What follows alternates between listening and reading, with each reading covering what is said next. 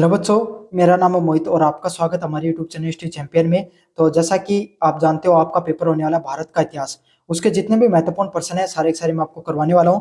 तो आपको क्या करना है, वीडियो को लाइक कर देना, चैनल को सब्सक्राइब कर देना और अपने दोस्तों को जरूर से शेयर कर देना है। तो इसका यूनिट नंबर 3 का जो आखिरी महत्वपूर्ण प्रश्न है, जहां पर गुज्जर प्रतिहार पाल व राष्ट्रकूट जो वंश है उसकी राजनीतिक स्थिति के बारे में अपन तुलनात्मक अध्ययन करेंगे कि भारत में आपके सामने गुज्जर प्रतिहार पाल व राष्ट्रकूट है, उनकी किस प्रकार की जो राजनीतिक स्थिति है या त्रिपक्षीय संघर्ष के बारे में अपन विस्तृत रूप से जानने वाले हैं। इस प्रश्न को ऐसे भी जाना जाता है कि भारत में त्रिपक्षीय संघर्ष के बारे में विस्तृत रूप से बताइए। ये बहुत ज्यादा महत्वपूर्ण प्रश्न है, ये प्रश्न आपको एग्जाम में देखने को मिल सकता है। आपको क्या करना है, चैनल को सब्सक्राइब कर देना, वीडियो को लाइक कर देना और अपने दोस्तों को जोर से शेयर कर देना है। और अपन 16,000 सब्सक्राइबरों के बहुत ज्यादा करीब है। प्लीज आप सबसे अनुरोध है कि 100 बच्चे भी अगर आप सब्सक्राइब कर दोगे, 16,000 सब्सक्राइबर अपने पूरे हो जाएंगे। तुरंत सर सब्सक्राइब कर देना सभी बच्चों को, सर सर से सब्सक्राइब कर देना है। समझ में आ गया आपको? साथ के साथ आपके सामने पीडीएफ टेलीग्राम चैनल पे मिल जाएगी, टेलीग्राम चैनल पे जरूर से ज्वाइन कर लेना। डिस्क्रिप्शन में है, लिंक दे रखा है। आगे जितने भी सेमेस्टर होंगे फ्री में कंटेंट वहां पर देखने को मिलेगा, तो चैनल को चुपचाप ज्वाइन कर लो।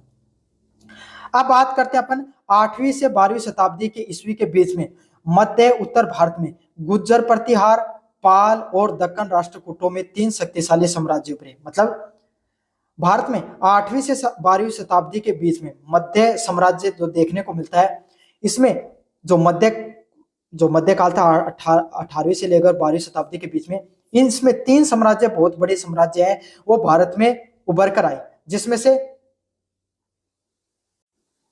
पहला साम्राज्य था गुज्जर प्रतिहार, जो उत्तर भारत में थे। गुज्जर प्रतिहार व पाल। गुज्जर प्रतिहार आपके सामने राजस्थान में राज किया करते थे, पाल आपके सामने जो ये मगध वाला साम्राज्य, गुजरात वाला इधर, और दक्कन में राष्ट्रकूटों का जो गुजरात महाराष्ट्र वाला क्षेत्र है दक्षिण भारत में, उसमें राष्ट्रकूट राज किया करते थे। पाल आपको ये जो यूपी बिहार वाला क्षेत्र हुआ करते थे, यहाँ पर राज करते थे।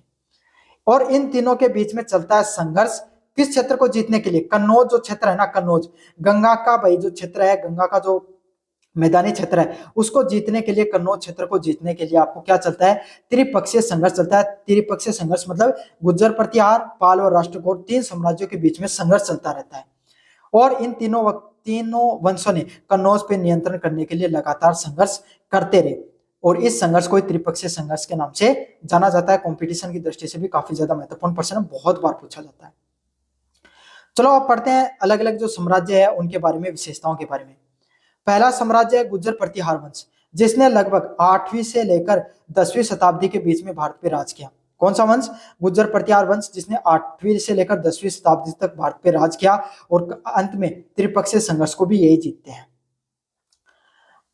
मुख्य क्षेत्र इनका राजस्थान व गुजरात के बाद गंगा के मैदानों तक विस्तारित हुआ। मतलब इन्होंने ये सब सर्वप्रथम राजस्थान के कन्नौज जो गुज्जर समाज है वो क्या करता था, आपके सामने वो इनके शासक हुआ करते थे। और ये कुछ राजस्थान के क्षेत्र में उनका राजस्थान के सटा हुआ क्षेत्र गुजरात, वहां पे राज करते थे। और इन्होंने जैसे कन्नौज को जीता, उसके बाद में इन्होंने गंगा के 2 मैदानों तक इनका विस्तार देखने को मिला, और इन्होंने जो कन्नौज का क्षेत्र है उसको राजधानी बनाया।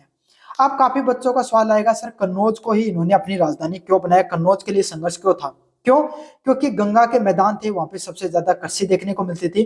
जिस क्षेत्र में कृषि होती थी वहां से कर देखने को मिलता है, कर देखने को मिलता है तो राजस्व देखने को मिलता था, और राजस्व मतलब पैसा, और पैसे की पूरी दुनिया में लड़ाई होती थी। इसीलिए जो कन्नौज है वो सबसे बड़ा कर की दृष्टि से और व्यापारिक दृष्टिकोण से सबसे महत्वपूर्ण इलाका था, इसलिए वहां पर यह संघर्ष देखने को मिलता था। इस वंश के संस्थापक बात करें, हरिश्चंद्र इसके संस्थापक माने जाते हैं गुज्जर प्रतिहार वंश के। लेकिन इसके वास्तविक संस्थापक आप कौन है? नागभट्ट प्रथम। तो आपको अगर कंपटीशन में प्रश्न पूछा जाए तो नागभट्ट प्रथम ही मार के लगा के आना। तथा इसके सबसे शक्तिशाली शासक कौन हुआ करता था? मिहिर भोज है वो इसका सबसे शक्तिशाली शासक हुआ करता था। जो गुज्जर प्रतिहार वंश है इसका सबसे शक्तिशाली शासक कौन था आपके सामने? मिहिर भोज है वो सबसे शक्तिशाली शासक था। संघर्ष की बात करें, इन्होंने पालों और राष्ट्रकूटों के साथ कन्नौज के लिए लगातार त्रिपक्षीय संघर्ष में शामिल रहे। यह आपके सामने जो गुज्जर प्रतिहार वंश है, इन्होंने पाल व राष्ट्रकूटों के साथ कन्नौज क्षेत्र के लिए इन्होंने लगातार त्रिपक्षीय संघर्ष किया, जिससे इन्होंने अरब आक्रमणकारियों को रोकने में महत्वपूर्ण भूमिका निभाई। तो इससे क्या हुआ, जो अरब के आक्रमणकारी है ये वो भी उनके साथ में इन्होंने संघर्ष किया, इसके वजह से वो भी भारत में नहीं आ पाए। पतन कब हुआ इनका? अच्छा, एक बार संघर्ष फिर से समझा देता हूँ। पाल और राष्ट्रकूटों के साथ इन्होंने संघर्ष किया और अरब से आने वाले आक्रमणकारियों के साथ में इन्होंने संघर्ष किया है। दोनों के साथ इनका संघर्ष था। इनका पतन देखें तो 10वीं शताब्दी के अंत तक इनकी आंतरिक कमजोरियों और सामंतों के उदय के कारण ये विखंडित हो गए। मतलब 10वीं शताब्दी तक तो कुछ तो इनके राजा है वो इतने सशक्त नहीं रहे, आगे आने वाले जो शासक है वो इतने ज्यादा सशक्त नहीं रहे कि वो पूरे जो इनके साम्राज्य को संभाल सके।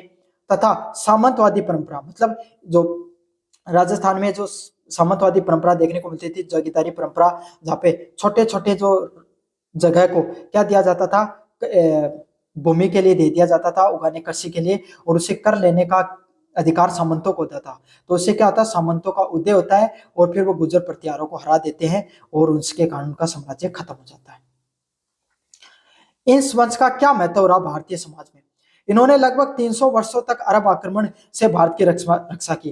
तो गुर्जर प्रतिहारों ने लगभग 300 वर्षों तक ये अरब आक्रमणकारियों से लगातार संघर्ष करते रहे और इन्होंने भारत में अरब आक्रमणकारियों को भारत में आने नहीं दिया।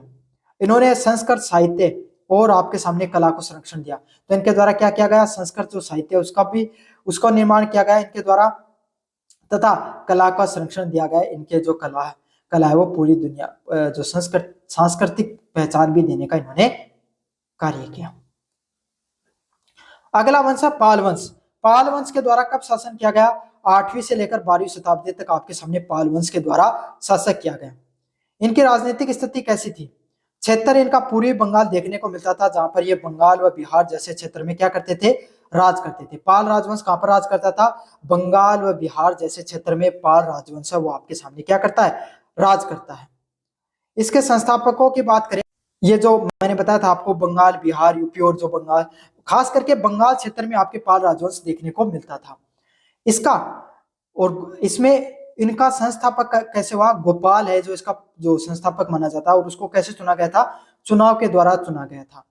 और चुनाव कराया गया सबसे शक्तिशाली व्यक्ति कौन है? तो गोपाल को चुना गया, और उसने गोपाल ने ही पाल राजवंश की स्थापना की। इसके अन्य जो सबसे शक्तिशाली राजा हुए, धर्मपाल व देवपाल है, वो इसके सबसे शक्तिशाली राजाओं में से थे। और इसके अन्य शक्तिशाली राजा भी हुए, जिसमें धर्मपाल है, देवपाल है, उसका नाम प्रमुख रूप से देखने को मिलता है। इनके संघर्ष की बात करें आपके सामने, जो गुर्जर प्रतिहार, जो आपके सामने जो पाल राजवंश है, इनका किसके साथ संघर्ष देखने को मिलता था, किसके साथ इन्होंने लड़ाई लड़ी? गुर्जर प्रतिहार राजवंश और राष्ट्रकूटों के साथ इन्होंने कन्नौज के त्रिपक्षीय संघर्ष में सक्रिय रहे। मतलब ये इनका भी योगदान था आपके सामने। गुर्जर प्रतिहार और राष्ट्रकूटों के साथ ये लड़ते रहे कन्नौज क्षेत्र के लिए। इन्होंने कन्नौज के क्षेत्र पे धर्मपाल ने, भाई इसमें फिक्स नहीं था, कभी तो गुर्जर प्रतिहार जीत गए, कभी पाल जीत गए, लेकिन आपके सामने राष्ट्रकूट जीत गए। लेकिन थोड़े थोड़े समय के लिए सभी ने राज किया, लेकिन मुख्य रूप से गुर्जर प्रतिहारों को ही इस पे विजेता घोषित माना जाता है। इसका जो मुख्य राजा था धर्मपाल ने कुछ समय तक आपके सामने कन्नौज पर नियंत्रण भी हासिल किया था। इनका पतन कैसे होता है? 12वीं शताब्दी तक सेन वंश द्वारा विस्थापित किया जाता है। 12वीं शताब्दी तक ये राज करते हैं, फिर 12वीं शताब्दी में आता है सेन वंश, जिन्होंने पाल वंश का धीरे धीरे कमजोर हो जाता है और उसको हटा दिया जाता है। महत्व की बात करें आपके सामने, बौद्ध धर्म के महान संरक्षक माने गए थे। जो पाल राजवंश के जितने भी राजा हुए, ये किसको मानते थे? आपके सामने बौद्ध धर्म को मानते थे, और बौद्ध धर्म के प्रमुख संरक्षकों के रूप में भी इनको जाना जाता है। इनके द्वारा किसकी? नालंदा व विक्रमशिला विश्वविद्यालय को पुनर्जीवित किया गया। मतलब इन्होंने नालंदा और विक्रमशिला जैसे जो विश्वविद्यालय है, इसका इन्होंने निर्माण किया, जिसमें कला में पाल है उनकी कांस्य मूर्तियों और साहित्य को बढ़ावा मिलता है। तो इनके द्वारा आपके सामने जो ये पाल राजवंश हुआ करता था, इसके द्वारा नालंदा व विश्व विक्रमशिला जो विश्वविद्यालय है उसका निर्माण किया गया था। अब मुझे बताना किसके द्वारा विक्रमशिला जो विश्वविद्यालय उसका निर्माण किया गया, और नालंदा जो विश्वविद्यालय उसका पुनः निर्माण किसके द्वारा किया गया? तो ये था आपके सामने जो पाल राजवंश, जिसके बारे में अपन पढ़ा है अपन ने। अगला राजवंश है वो कौन है? राष्ट्रकूट। राष्ट्रकूट राजवंश है जो आपके सामने 8वीं शताब्दी से 10वीं शताब्दी के बीच में देखने को मिलता है। राजनीतिक स्थिति की बात करें, दक्कन क्षेत्र में जो जो राष्ट्रकूट राजवंश है, ये दक्कन का क्षेत्र है जो दक्षिणी भारत है, उसमें महाराष्ट्र व कर्नाटक के कुछ क्षेत्रों में ये राज किया है। कौन से राजवंश ने? राष्ट्रकूट राजवंश ने। मान्य खेत में इनकी राजधानी थी, और इनकी राजधानी कहां पर देखने को मिलती थी? मान्य खेत है वो इनकी राजधानी थी, किनकी? राष्ट्रकूटों की। राष्ट्रकूटों की स्थापना दंती ध्रुव के द्वारा की गई, जिसमें कर्सन कर्सन प्रथम, ध्रुव, गोविंद तृतीय व अमोद वर्ष प्रथम सबसे शक्तिशाली शासक हुआ करते थे। तो इसमें अलग अलग प्रकार के संस्थापक देखने को मिले हैं।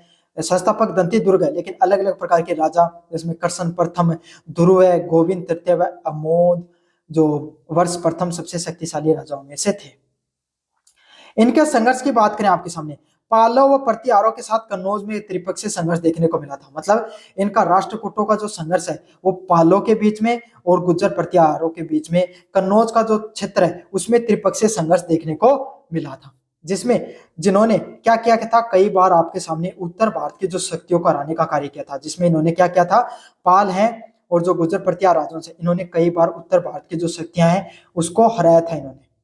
समझ, पाल बहुत ज्यादा शक्तिशाली है, राष्ट्रकूट है, इन्होंने ये बहुत ज्यादा शक्तिशाली हुआ करते थे, इन्होंने पालों को भी हराया और गुज्जर प्रतिहारों को भी हराया था। इनका पतन कब देखने को मिलता है, 10वीं शताब्दी के आसपास चालुक्य वंश द्वारा इनको स्थापित कर दिया जाता है। महत्व की बात करें 11वीं शताब्दी में विशेषकर शैव धर्म, शिव को मानने वाले धर्म, जैन धर्म और बौद्ध धर्म तीनों के संरक्षक हैं। मतलब इनके अलग अलग जो आपके सामने जो राजा हुए, कुछ राजा हिंदू धर्म को मानते थे, जो शैव धर्म को, भगवान शिव को मानने वाले जो अनुयायी होते हैं उसको शैव धर्म माना जाता है, जैन धर्म को माना और बौद्ध धर्म तीनों को माना गया। इनके द्वारा एलोरा का कैलाश मंदिर देखने को मिलता है, उसको निर्माण किया गया, जो कर्सन प्रथम के द्वारा निर्मित किया गया था, और इनकी जो स्थापत्य कला उसका उत्कृष्ट उदाहरण है, और इन्होंने कन्नड़ साहित्य का में भी बहुत बड़ा योगदान दिया है। तो आप यहाँ से इसका दो तीनों का वो रिवीजन भी कर सकते हो कंपैरिजन के रूप में। आखिरी में निष्कर्ष बता देता हूं, यह त्रिपक्षीय संघर्ष भारतीय इतिहास का उस दौर है जब भारतीय क्षेत्रीय शक्तियां एक दूसरे पर वर्चस्व स्थापित करने का करती हैं। तो देखो ये वो दौर होता है जब आपस में भारतीय राजा है वो क्षेत्रीय जो मगध साम्राज्य था या महाजनपद वो कमजोर हो गए थे, अब क्षेत्रीयवाद का दौर आ चुका था, जब क्षेत्रीय राजा वो क्या हो चुके थे, मजबूत होना शुरू हो गए थे और सभी एक दूसरे के लिए संघर्ष कर रहे थे उस समय। तो उस समय आपके सामने त्रिपक्षीय संघर्ष देखने को मिलता है, और इससे भारतीय राजनीति में अस्थिरता के बावजूद सांस्कृतिक व कलात्मक विकास है वो जारी रहता है। तो यह था आपके सामने सबसे महत्वपूर्ण प्रश्न जो त्रिपक्षीय संघर्ष से संबंधित। कैसा लगा वीडियो जोर से बताना, चैनल को जोर से सब्सक्राइब कर देना। धन्यवाद।